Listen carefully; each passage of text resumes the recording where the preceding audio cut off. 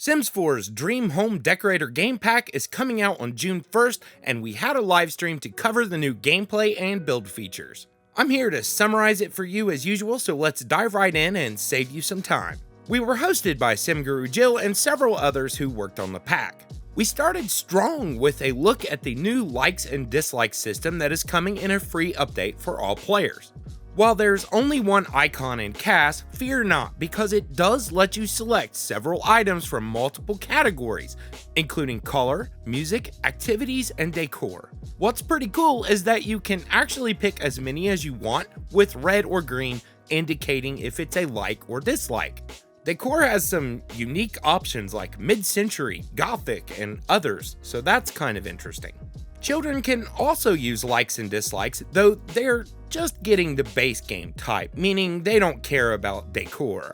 I don't have a problem with that.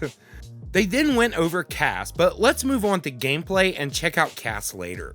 Interior designers get to use the gig system so they can schedule jobs. There are room level renovations where you can't really destroy walls. Sims might ask you to add a room to a house or even an entirely new floor.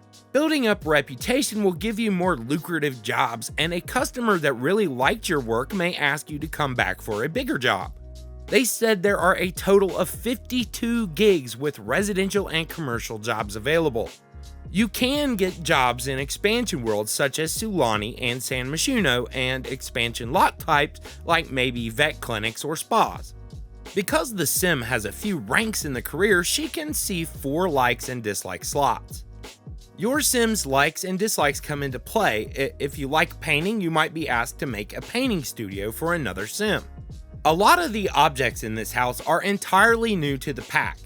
Something I noticed throughout this theme is, of existing things, living rooms and kitchens got the single biggest upgrades to decor, while bedrooms can have the new walk-in closets that you can customize extensively. We'll look at all of this in depth very soon. In case you're out of the loop on bunk beds, they're getting another update. You can now slot things under the bunk bed in place of the bottom bunk. You can do simple things like a chair or even go so far as a full desk with a computer. They also revealed toddler beds can fit along with double beds, so up to 3 Sims can sleep in one small area. Dream Home Decorator is coming with 4 new versions of bunk beds. A new object for children is this kid's tent that they can play in. It comes in several styles, as you can see here. If you're feeling like a bit of a jerk, you can scare the crap out of a kid while they're in the tent, and that's wonderful.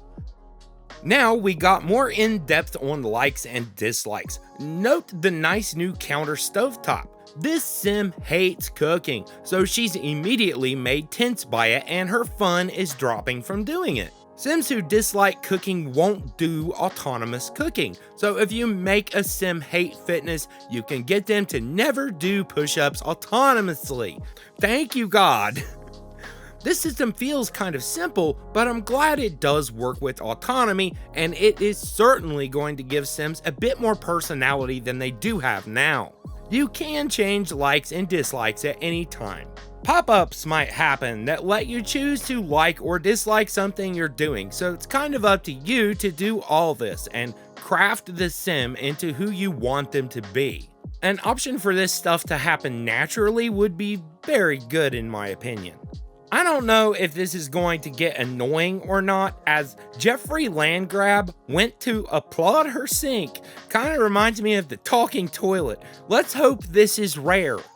Next, we went over walk-in closets. The clothes that hang and the shoes can both be customized with different colors, or reversed if you prefer that direction. These can be used to help you with gigs if a client likes a particular color, or if you're a troll and want to screw them over. Now she took her first gig as an interior decorator. Remember, this is all the gig, so we have to watch someone build, but I'll condense it and show the highlights as usual. Side note, Johnny Zest's house looks like I built it, to be honest. It has that extra dash of suck that makes a builder want to take over the mouse. So she talked to Johnny to learn his likes and dislikes. If they dislike a particular color and your rank is high enough, you can try to talk them out of it. In this case, the sim had all activities as likes and dislikes, which means they won't be averse to any particular styles.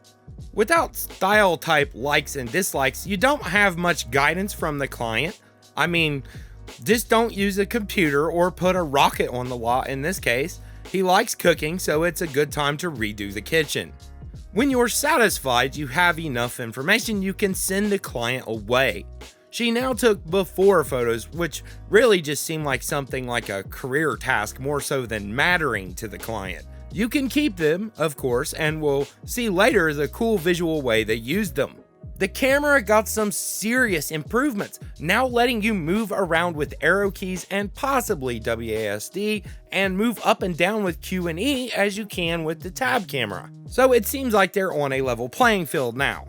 You'll note that even while you're in build mode, you can still see the important information like the client's budget, likes, and dislikes. You can even click the buttons to see categories of items that fit in, and that's a really nice feature. For dislikes, it'll show you what to avoid. Selling off stuff will give you a ton of extra money toward the budget. I had kind of hoped you'd have to work with a really small budget sometime. If this is what Johnny Zest can afford, then it might be too high for my taste, but of course we are only seeing one job here. I'll wait and see when I get a chance to review it. I think builders might like having a challenge from this career instead of free reign. In their defense, they did say in some gigs you have a limited building space to work with in terms of tile count. As I said before, kitchens and living rooms both got major upgrades from the objects in this pack. The pack comes with 2 full kitchen sets in a very modern style that you can use. They've got all the bells and whistles like the corner counters with glass along with several types of cabinets. Of course, in the first trailer people noticed counter stovetops, but there are also ovens that can fit into counters, so you can use both, meaning they will seamlessly fit with the counters, and a bunch of builders just went gaga over this. Of course, if you use a counter stovetop, you can't bake or vice versa, but it's cool you can actually split the 2 types of cooking. Next was the living room with sectional sofas. The sectional kind of fits together like counters. If you have this set to automatically place them, it'll make a corner piece for you. The sectional sofa has a total 8 distinct pieces, including a chaise lounge. Sims can now sit and relax like on the bed using these, to avoid trying to say chaise again. If you search for modular in build mode, there's this huge modular shelving set that snaps together. It includes TV stands, decorative shelves, and functional ones. Kinda cool, you can put a TV stand on the wall and adjust its height now. See how nice those cabinets snap together? That's pretty cool. There's some new clutter in this pack, nice wall plants, shoes, boxes, and baskets, along with some new art pieces that you can see here.